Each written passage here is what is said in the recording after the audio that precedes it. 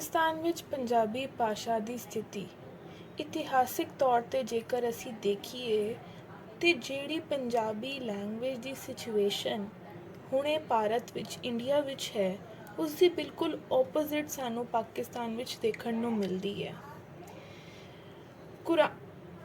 ਕੁਰਾਨ ਸ਼ਰੀਫ ਜਿਹੜੀ ਹੈ ਉਹ ਪੰਜਾਬੀ ਵਿੱਚ ਟਰਾਂਸਲੇਟ ਹੋਈ ਹੈ, ਜੋ ਕਿ ਸਾਨੂੰ ਇਹ ਦਿਖਾਉਂਦੀ ਹੈ ਕਿ ਪਾਕਿਸਤਾਨ ਵਿੱਚ ਪੰਜਾਬੀ ਪ੍ਰੈਜ਼ੈਂਟ ਹੈ।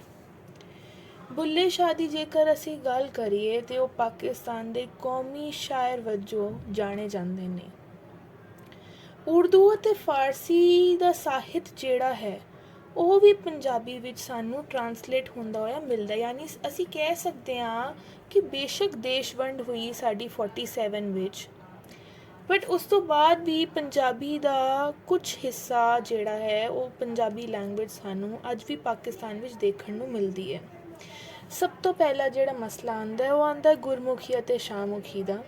ਉਹਨਾਂ ਨੂੰ ਲੱਗਦਾ ਪੰਜਾਬੀ ਨੂੰ ਜੇ ਅਸੀਂ ਗੁਰਮੁਖੀ ਵਿੱਚ ਲਿਖੀਏ ਤੇ ਇਹ ਸਿੱਖ ਧਰਮ ਦਾ ਪ੍ਰਚਾਰ ਹੈ, ਜੋ ਕਿ ਗੱਲ ਬਿਲਕੁਲ ਗਲਤ ਹੈ, ਤੇ ਉਹਨਾਂ ਨੇ ਸ਼ਾਹਮੁਖੀ ਸਕ੍ਰਿਪਟ ਵਿੱਚ ਪੰਜਾਬੀ ਨੂੰ ਲਿਖਣਾ ਸ਼ੁਰੂ ਕੀਤਾ। ਜਿਹੜੇ ਪੰਜਾਬ ਦੇ ਲੋਕ ਨੇ ਉਹ ਧਰਮ ਨਾਲ ਇੰਨੇ ਜ਼ਿਆਦਾ ਜੁੜੇ ਹੋਏ ਨੇ ਕਿ ਉਹ ਬਾਬਾ ਫਰੀਦ ਦੇ ਸ਼ਲੋਕ ਨੂੰ ਸਾਹਿਤ ਮੰਨਦੇ ਨੇ, ਬਟ ਅੰਮ੍ਰਿਤਾ ਪ੍ਰੀਤਮ ਜਾਂ ਮੋਹਨ ਸਿੰਘ ਜਾਂ ਹੋਰ ਜਿੰਨੇ ਵੀ ਰਾਈਟਰਸ ਨੇ ਉਹਨਾਂ ਦੇ ਸਾਹਿਤ ਨੂੰ ਪੰਜਾਬੀ ਸਾਹਿਤ ਵਿੱਚ ਕਾਊਂਟ ਹੀ ਨਹੀਂ ਕਰਦੇ, ਯਾਨੀ ਉਹ ਧਾਰਮਿਕ ਪੱਧਰ 'ਤੇ ਪੰਜਾਬੀ ਨੂੰ ਜ਼ਿਆਦਾ ਅਸੈਪਟ ਕਰਦੇ ਨੇ as compare to literary point. ਹਾਲਤ ਇੰਨੀ ਮਾੜੀ ਹੈ ਕਿ ਪ੍ਰਾਇਮਰੀ ਪੱਧਰ 'ਤੇ ਵੀ ਸਾਨੂੰ ਪੰਜਾਬੀ ਬਹੁਤ ਥੋੜ੍ਹੇ ਹਿੱਸਿਆਂ ਵਿੱਚ ਦੇਖਣ ਨੂੰ ਮਿਲਦੀ ਹੈ, ਅਤੇ ਪਾਕਿਸਤਾਨ ਵਿੱਚ ਪੰਜਾਬੀ ਲੈਂਗੁਏਜ ਨੂੰ ਹੁਕੂਮਤ ਦਾ ਵੀ ਸਹਾਰਾ ਨਹੀਂ ਹੈ, ਯਾਨੀ ਕਿ ਗੌਰਮੈਂਟ ਵਾਈਜ਼ ਵੀ ਪੰਜਾਬੀ ਲੈਂਗੁਏਜ ਨੂੰ ਕੋਈ ਸਪੋਰਟ ਉੱਥੋਂ ਨਹੀਂ ਮਿਲਦਾ ਉੱਥੇ ਦੀ ਗੌਰਮੈਂਟ ਵਜੋਂ।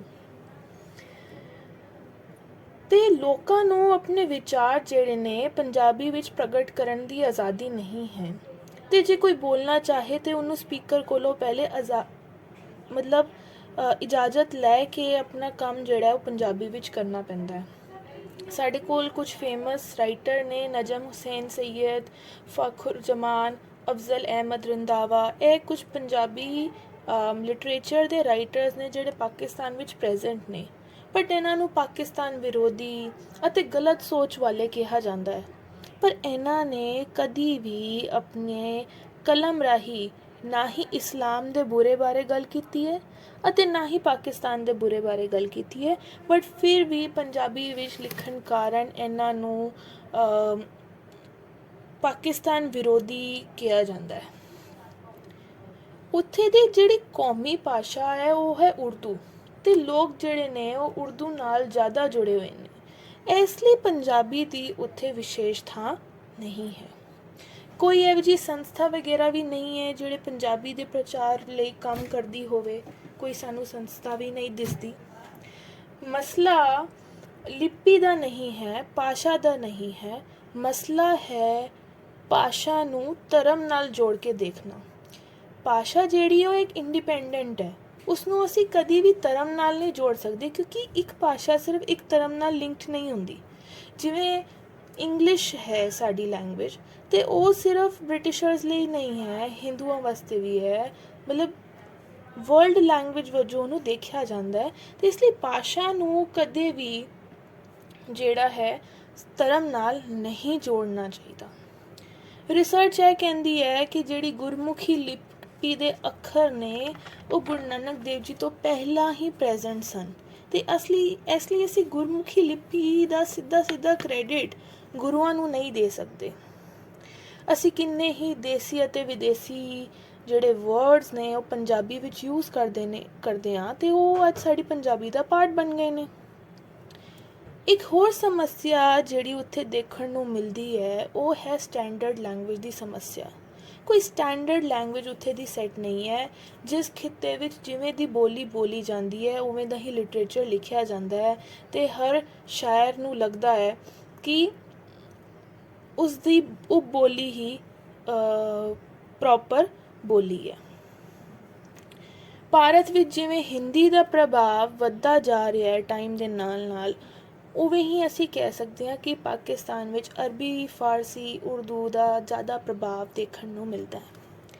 ਸੋ ਇੱਕ ਪ੍ਰੋਬਲਮ ਹੈ ਸਟੈਂਡਰਡਾਈਜੇਸ਼ਨ ਦੀ, ਕੋਈ ਸਟੈਂਡਰਡ ਲੈਂਗੁਏਜ ਉੱਥੇ ਦੀ ਸੈੱਟ ਨਹੀਂ ਹੈ। ਦੂਜੀ ਪ੍ਰੋਬਲਮ ਜਿਹੜੀ ਸਾਨੂੰ ਦੇਖਣ ਨੂੰ ਮਿਲਦੀ ਹੈ ਉਹ ਹੈ ਪੱਤਰਕਾਰੀ ਦੀ ਪ੍ਰੋਬਲਮ। ਕਿਸੇ ਵੀ ਭਾਸ਼ਾ ਦੇ ਪ੍ਰਚਾਰ ਅਤੇ ਸੰਚਾਰ ਲਈ ਪੱਤਰਕਾਰੀ ਬਹੁਤ ਜ਼ਿਆਦਾ ਲਾਜ਼ਮੀ ਹੈ। ਭਾਰਤ ਵਿੱਚ ਕਿੰਨੇ ਹੀ ਪੱਤਰਕਾਰੀ ਦੇ ਸਾਨੂੰ ਕਨਸੈਪਟਸ ਦਿਖ ਜਾਂਦੇ ਨੇ, ਬਟ ਪਾਕਿਸਤਾਨ ਵਿੱਚ ਪੰਜਾਬੀ ਪੱਤਰਕਾਰੀ ਮੌਜੂਦ ਹੀ ਨਹੀਂ ਹੈ, ਕਿਉਂਕਿ ਉੱਥੇ ਦੇ ਲੋਕਾਂ ਨੂੰ ਪਰਦੇ ਵਿੱਚ ਰਹਿ ਕੇ ਆਪਣੀ ਗੱਲ ਕਰਨ ਦੀ ਆਦਤ ਹੈ। ਜੇ ਅਸੀਂ ਪੋਲੀਟੀਕਲ ਵਾਈਜ਼ ਦੇਖੀਏ ਤਾਂ ਉੱਥੇ ਲੋਕਾਂ ਕੋਲ ਇੰਨੀ ਫਰੀडम ਟੂ ਸਪੀਚ ਨਹੀਂ ਹੈ ਜਿੰਨੀ ਭਾਰਤ ਵਿੱਚ ਹੈ। ਭਾਰਤ ਦੇ ਲੇਖਕਾਂ ਵਾਂਗੂ ਉੱਥੇ ਦੇ ਲੇਖਕਾਂ ਕੋਲ ਇੰਨੀ ਆਜ਼ਾਦੀ ਨਹੀਂ ਹੈ। ਉੱਥੇ ਦੇ ਲੇਖਕ ਪਰਦੇ ਵਿੱਚ ਰਹਿ ਕੇ ਗੱਲ ਕਰਦੇ ਨੇ ਅਤੇ ਪ੍ਰਤੀਕਾਂ ਅਤੇ ਚਿੰਨ੍ਹਾਂ ਦੀ ਬਹੁਤ ਜ਼ਿਆਦਾ ਵਰਤੋਂ ਕਰਦੇ ਨੇ, ਅਤੇ ਅਸੀਂ ਭਾਰਤ ਵਿੱਚ ਰਹਿ ਕੇ ਉਹਨਾਂ ਲੇਖਕਾਂ ਦੀ ਜਿਹੜੀ ਸਿਚੁਏਸ਼ਨ ਹੈ ਉਹਨੂੰ ਨਹੀਂ ਸਮਝ ਸਕਦੇ। ਜਿਹੜੇ ਰਾਈਟਰਸ ਨੇ ਉੱਥੇ ਦੇ ਉਹ ਵੀ ਇੰਡੀਆ ਵਾਂਗੂ ਫਰੀडम ਚਾਹੁੰਦੇ ਨੇ। ਸੋ ਇਹ ਸੀ ਪਾਕਿਸਤਾਨ ਵਿੱਚ ਪੰਜਾਬੀ ਭਾਸ਼ਾ ਦੀ ਸਥਿਤੀ। ਬਟ ਸਭ ਕੁਝ ਨੈਗੇਟਿਵ ਨਹੀਂ ਹੈ। ਅੱਜ ਜਿਹੜੇ ਨਾਮੀ ਲੇਖਕ ਨੇ ਉਹ 2 ਭਾਸ਼ਾਈ ਹੋ ਚੁੱਕੇ ਨੇ ਪਾਕਿਸਤਾਨ ਵਿੱਚ, ਯਾਨੀ ਕਿ ਉਹ ਪੰਜਾਬੀ ਸਾਹਿਤ ਵਿੱਚ ਵੀ ਲਿਟਰੇਚਰ ਛਪਣ ਨੂੰ ਆਪਣਾ ਫਕਰ ਸਮਝਦੇ ਨੇ, ਜਿਵੇਂ ਜਫਰ ਇਕਬਾਲ, ਮੁਨੀਰ ਲਿਆਜੀ, ਐਵੇਂ ਦੇ ਕੁਝ ਰਾਈਟਰਸ ਨੇ ਜਿਹੜੇ 2 ਭਾਸ਼ਾਈ ਨੇ, ਯਾਨੀ ਪੰਜਾਬੀ ਵਿੱਚ ਵੀ ਉਹ ਰਾਈਟਰ ਲਿਖਦੇ ਨੇ। ਅੱਜ ਪਾਕਿਸਤਾਨ ਵਿੱਚ ਪੰਜਾਬੀ ਦੀ ਤਰੱਕੀ ਲਈ ਕਈ ਕਾਨਫਰੰਸ ਵਗੈਰਾ ਵੀ ਹੁਣੇ ਰੀਸੈਂਟਲੀ ਕਰਵਾਈਆਂ ਜਾ ਰਹੀਆਂ ਨੇ। ਸੂਫੀ ਸ਼ਾਇਰਾਂ ਦੇ ਮੇਲੇ ਤੋਂ ਰਿਲੇਟਡ, ਬਰਥ ਤੋਂ ਰਿਲੇਟਡ ਮੇਲੇ ਵਗੈਰਾ ਕਰਾਏ ਜਾਂਦੇ ਨੇ, ਅਤੇ ਉਸ ਤੋਂ ਬਾਅਦ ਅਸੀਂ ਲਿਖ ਸਕਦੇ ਹਾਂ ਕਿ ਜਿਹੜੀ ਪੰਜਾਬੀ ਲੈਂਗੁਏਜ ਹੈ ਉਹ ਇੱਕ ਵਰਲਡ ਲੈਂਗੁਏਜ ਬਣ ਚੁੱਕੀ ਹੈ, ਅਤੇ ਸਭ ਤੋਂ ਜ਼ਿਆਦਾ ਪੰਜਾਬੀ ਜੇ ਕਿਤੇ ਬੋਲੀ ਜਾਂਦੀ ਹੈ ਉਹ ਪਾਕਿਸਤਾਨ ਵਿੱਚ ਹੈ, ਬਟ ਹਾਲਤ ਉਹਦੀ ਮਾੜੀ ਹੈ। ਸੋ ਇਹ ਸੀਗਾ ਪਾਕਿਸਤਾਨ ਵਿੱਚ ਪੰਜਾਬੀ ਭਾਸ਼ਾ ਦੀ ਸਥਿਤੀ।